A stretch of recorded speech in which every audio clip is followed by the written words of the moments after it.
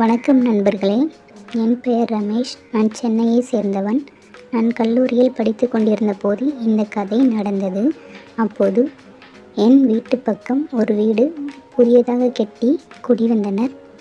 ஒரு சில நாட்களுக்கு பிறகு அந்த குடும்பத்தில் ஒரு அண்ணா இருந்தார் என்பதும் அவர் ஒரு கம்பெனியில் வேலை பார்த்து வந்தார் என்பதும் எனக்கு தெரிந்தது.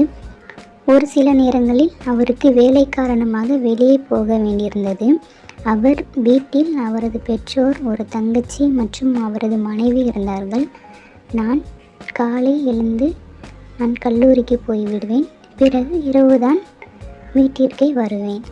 அந்த சமயத்தில் புதியதாக குடி வந்தவர்களிடம் யதார்த்தமாக நான் பேசத் தொடங்கினேன். அதுவும் அவரின் பெற்றோர்கள் கூட மட்டும்தான் பேசுவேன். இதேபோல் லேசான பேச்சுவார்த்தைகள் தான்.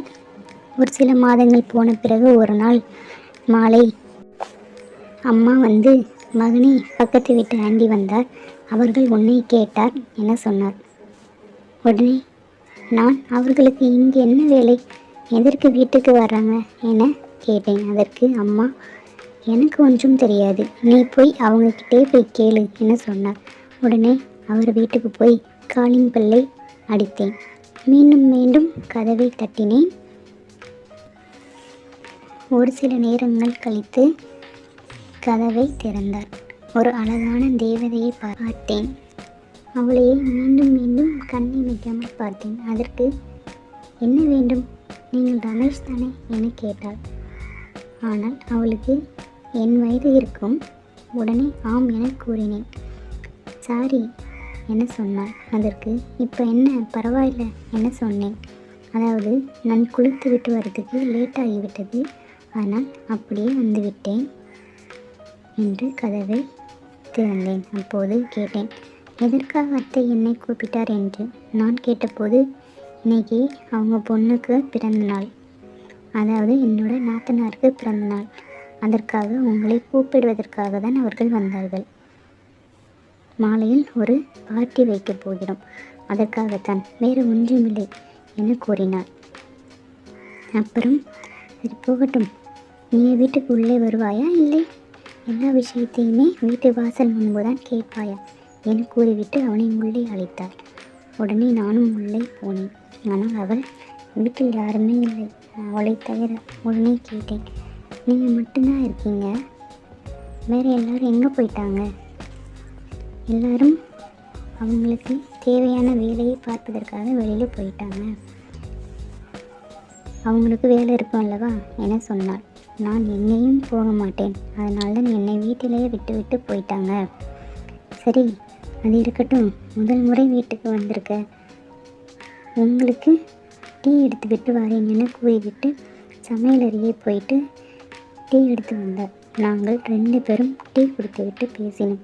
ஆமாம், என்னை எதற்காக கூப்பிட்டீங்க அப்படின்னு கேட்டேன். உடனே அதற்கு, எங்கள் வீட்டில் சிறு வேலை இருக்குது, அதற்காக உதவ வேண்டும் நீ என்ன சொன்னார். நீங்கள் வந்தால் நல்லா இருக்கும், அதற்காகத்தான், வேறு ஒன்றுமில்லை. சரி செய்கிறேன் என சொல்லிவிட்டு அவர்கள் வேலையை பார்க்க ஆரம்பித்தனர். அவர் சமையலறையில் வேலை பார்த்து கொண்டிருந்தார். ஒரு சில நேரம் கழித்து ரமேஷ் ரமேஷ் என குரல் கேட்டது. இங்கே வா என கூப்பிட்டார். அங்கே போய் பார்த்தால் அவர் கீழே விழுந்து கிடந்தார்.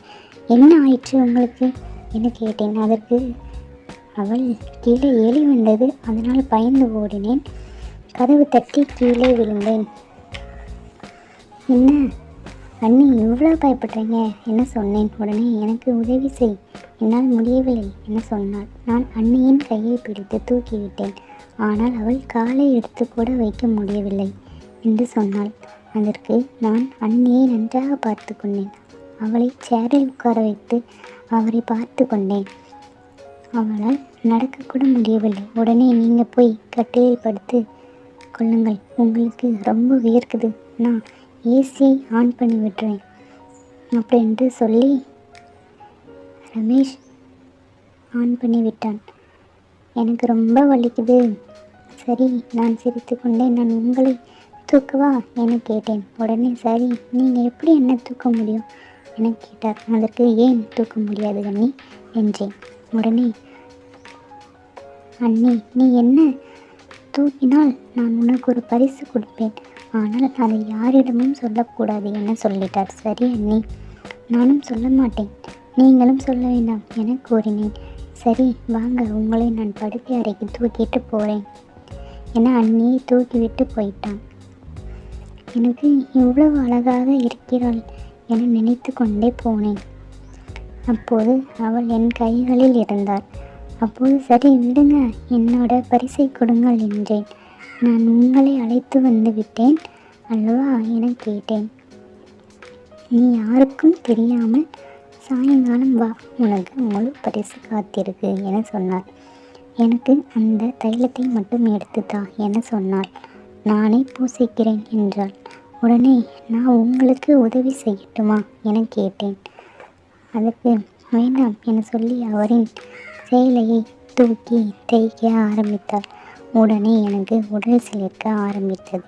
அவளின் கால்களை பார்த்து உடனே எனது முதுகில் ஏதோ வலி இருக்கிறது போல் தெரிகிறது, என்னவென்று பார் என்று சொன்னதும் அவன் முதுகை பார்த்தான்.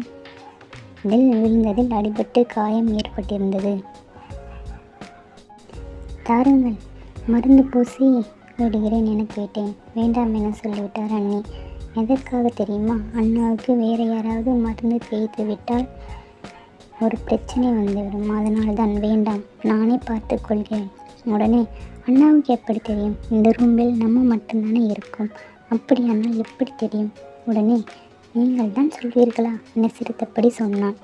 அதற்கு அண்ணி, நான் எதற்காக சொல்ல போகிறேன், அப்படின்னா அதை என்கிட்ட தாங்க, நான் தைலத்தை தேய்த்து விடுறேன் என்றேன்.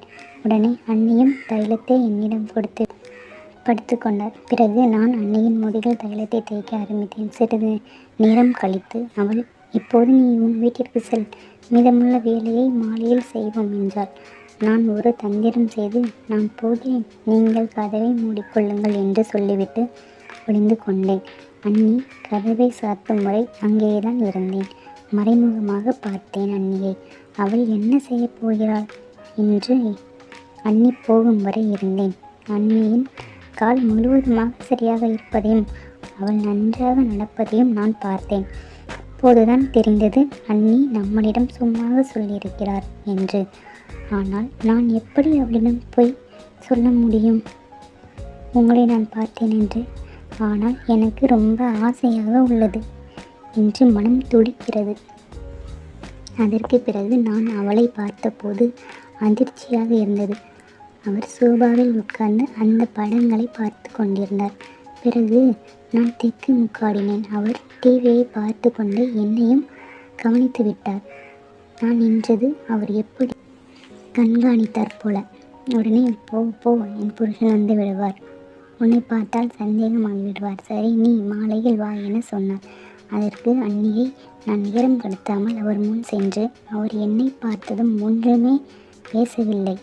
ஆனால் அண்ணி, நீங்கள் டிவியில் என்ன பார்த்தீர்கள் என்று கேட்டேன். அதற்கு ஒன்றுமே இல்லை என பதில் அளித்தாள். உடனே நான், அதிகம் நடிக்காதீர்கள், நான் எல்லாவற்றையும் பார்த்துவிட்டேன் என சொன்னேன். நான் பார்த்த படத்தை நீங்கள் யார்கிட்டையும் சொல்ல வேண்டாம், இதை சொன்னால் எனக்கு ரொம்ப அவமானமாகிவிடும் என சொன்னார். நான் ஏன் சொல்ல போகிறேன், சரி வாங்க நீ நம்ம இருவரும் சேர்ந்து விளையாடுவோம் என கூப்பிட்டேன். உடனே இருவரும் கட்டிலில் உருண்டு புரண்டு அவரின் காம ஆசைகளை ஒவ்வொருத்தருக்கும் புரியும்படி விளையாட ஆரம்பித்தனர்.